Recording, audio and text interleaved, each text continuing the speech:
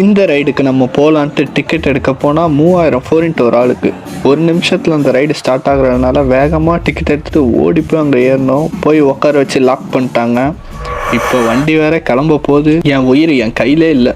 இந்த மாதிரி ரைடுலாம், அதாவது காசு கொடுத்து கஷ்டத்தை அனுபவிக்கிறதுல எனக்கு அப்படி ஒரு சந்தோஷம். அந்த ரைடு ஸ்டார்ட் ஆனப்போ கண்ணை மூடினவன் தான், முடிகிற வரையும் கண்ணை திறக்கவே இல்லையே.